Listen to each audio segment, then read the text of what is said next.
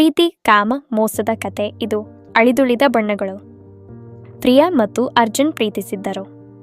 ಅವರ ಪ್ರೀತಿ ಭಾವನಾತ್ಮಕವಾಗಿತ್ತು ಮತ್ತು ದೈಹಿಕ ಆಕರ್ಷಣೆಯೂ ಇತ್ತು. ಬೆಂಗಳೂರಿನ ಐಟಿ ಕಂಪನಿಯಲ್ಲಿ ಅವರಿಬ್ಬರೂ ಕೆಲಸ ಮಾಡುತ್ತಿದ್ದರು. ಅರ್ಜುನ್ನ ಹೊಸ ಪ್ರಾಜೆಕ್ಟ್ ಅವರ ಬದುಕಿಗೆ ತಿರುವು ನೀಡಿತು. ಆ ಪ್ರಾಜೆಕ್ಟ್ನ ನಾಯಕಿ ಶ್ರುತಿ ಅರ್ಜುನ್ಗೆ ಆಪ್ತಳಾದಳು. ಶ್ರುತಿ ತನ್ನ ವೃತ್ತಿಪರತೆಯಿಂದ ಅರ್ಜುನ್ನ ಮೇಲೆ ಪ್ರಭಾವ ಬೀರಲಾರಂಭಿಸಿದಳು. ರಾತ್ರಿ ಪಾಳಿಯ ಕೆಲಸಗಳು ಅವರನ್ನು ಹತ್ತಿರ ತಂದವು.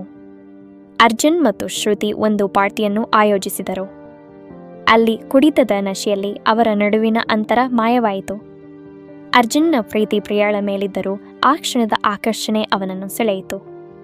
ಅಲ್ಲಿಂದ ಶುರುವಾಯಿತು ಅರ್ಜುನ್ನ ಎರಡು ಮುಖದ ಜೀವನ. ಅದು ಪ್ರಿಯಾಳಿಗೆ ತಿಳಿದಿರಲಿಲ್ಲ. ಅವಳ ಮನಸ್ಸಿನಲ್ಲಿ ಸಂದೇಹಗಳು ಮೂಡಿದವು. ಅರ್ಜುನ್ನ ಲ್ಯಾಪ್ಟಾಪ್ನಲ್ಲಿ ಶ್ರುತಿ ಜೊತೆಗಿನ ಫೋಟೋಗಳನ್ನು ನೋಡಿದಾಗ ಅವಳ ಲೋಕವೇ ಬದಲಾಯಿತು. ಆ ಫೋಟೋಗಳು ಸ್ನೇಹವನ್ನು ಹೇಳುತ್ತಿರಲಿಲ್ಲ. ಅರ್ಜುನ್ ತನ್ನ ನಂಬಿಕೆಯನ್ನು ತುಳಿದಿದ್ದಾನೆ ಎಂದು ಅರಿವಾಯಿತು. ನೀವು ನನ್ನನ್ನು ಪ್ರೀತಿಸಿದ್ದೀರಿ ಅಂತ ನಂಬಿದ್ದೆ, ಆದರೆ ನೀವು ಆ ಕಾಮವನ್ನು ಬೇರೊಬ್ಬರಲ್ಲಿ ಹಂಚಿಕೊಂಡಾಗ ನನ್ನ ಪ್ರೀತಿಯು ಮೋಸವಾಯಿತು. ನನ್ನ ನಂಬಿಕೆಯನ್ನು ಕೊಂದ ನಿಮಗೆ ನನ್ನ ಜೀವನದಲ್ಲಿ ಜಾಗವಿಲ್ಲ ಎಂದು ಪ್ರಿಯಾ ಅರ್ಜುನ್ನ ಜೀವನದಿಂದ ಹೊರನಡೆದಳು. ಮೋಸದ ಬಣ್ಣ ಹಚ್ಚಿದ ಆ ಪ್ರೀತಿ ಕಮರಿಹೋಯಿತು.